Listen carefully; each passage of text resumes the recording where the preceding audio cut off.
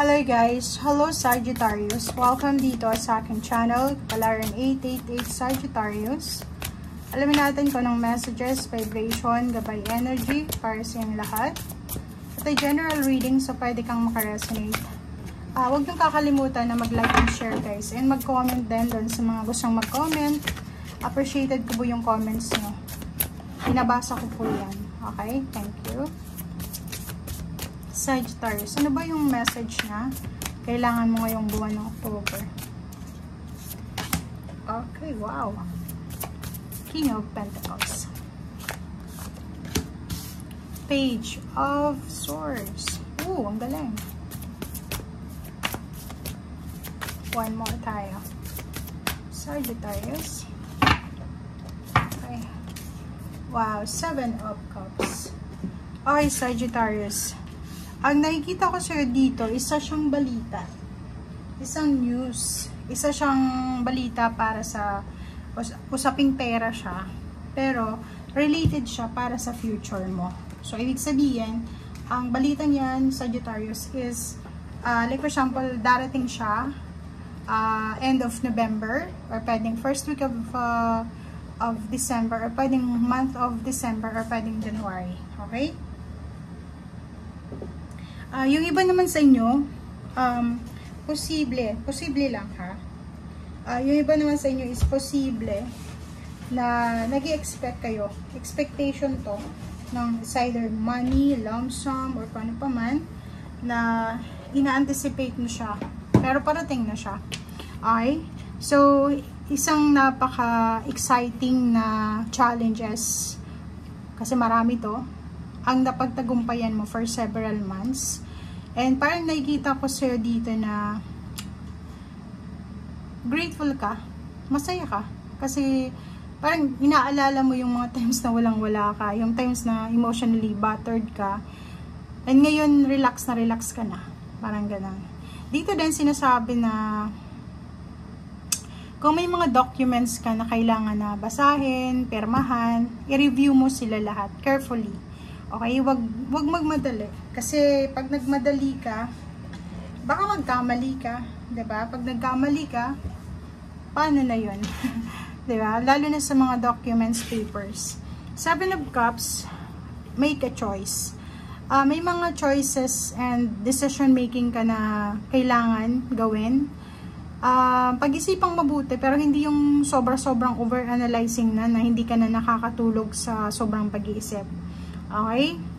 Be clear and move forward. Okay? Sinasabi ng baraha dito, palayain mo yung sarili mo sa mga unhealthy habits. Kung may bisyo ka, please, sinasabi sa'yo dito, make sure na palayain mo yung sarili mo sa bisyo na yan.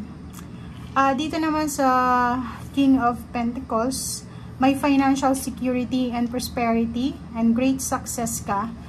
And lahat ng hahawakan mo ngayong November ay magiging pera. Okay? O ibig sabihin, pag ganun, kung anong hahawakan mo, kung ano yung gagawin mo gamit yung kamay mo, ay posibleng pagkakakitaan mo. Okay? Everything turning out beautifully. Okay? So, may mga makukuha ka ding support from your parents, from your siblings, or from your family, and then yung mga taong katrabaho mo, magaganda yung mga ugali nila, magaganda yung energy nila. So, maganda yung reading na to para sa'yo. Hindi masyadong toxic, hindi masyadong mabigat. Yun ang nakikita natin. Okay, ano pa ba? Oops, sorry. Okay, Harvest. Wow! Congratulations guys, kasi it's 44. Balance. 44 balance. Okay, congratulations sa lahat ng Sagittarius kasi may harvest of blessings kayo eh. Blessings na posibleng related sa money, related sa relationship, scholarship, promotion, or kano pa man. So, nakikita natin dito yung harvest season. Parang ano siya, nasa Nine of Pentacles. Okay? Kung may tanim ka talaga, kung ano man itong itinanim mo, mag-harvest ka this month of November. It's either November, December, January, or onwards. Okay? And balance siya. Balance. Sagi. And yung blessings, yun. 'Di ba? Related siya dito. Kasi yung blessings na matatanggap mo this month of November is blessing on a friendship. So, yung mga kaibigan, kakilala, yung mga malalapit sa'yo, you are very blessed to have them. And blessed ka sa pagkakaroon ng mga taong karamay sa buhay. Okay? Relationship, nakikita ko na wala kang dapat na ipag-alala. Wala kang dapat na pag-isipan, parang ganon. Huwag kang masyadong maging nega. Okay, alisin mo yung negativity sa paligid mo. Wow. Ang galing ng baraha mo kasi mayroon kang King of Pentacles tapos Harvest. Ibig sabihin, may aanihin kang pera this month. Okay, tingnan natin kasi mayroon pa namang financial reading niya. Okay. Celebration. Yun. So, nakikita natin dito yung rason para mag-celebrate. Kasi nga, may mga great success and then financial security and prosperity na posibleng darating sa'yo. So, may mag-celebrate. It's either mahawa kami yung peros, pwedeng mananalo ka sa mga loto. Ano ba yan? Ano pa ba? Okay? Stop over-analyzing. Yung sinasabi ng baraha. Iwasan mo yung pagpupuyat. Kasi yung iwasan nyo parang mahilig mag-games, computer games, sa cellphone, o ano pa man yan, nakababad sa internet, nakababad sa computer. Iwasan mo siya ngayong November. Okay? Instead, mag-focus ka sa pagkakakitaan. Unless na yung pagbababad mo sa internet is pwede kang kumita ng pera, gawin mo siya. Pero kung hindi naman, sinasabi na mas mag-focus ka sa financial success. Okay? Sa trabaho, focus ka sa trabaho or sa negosyo.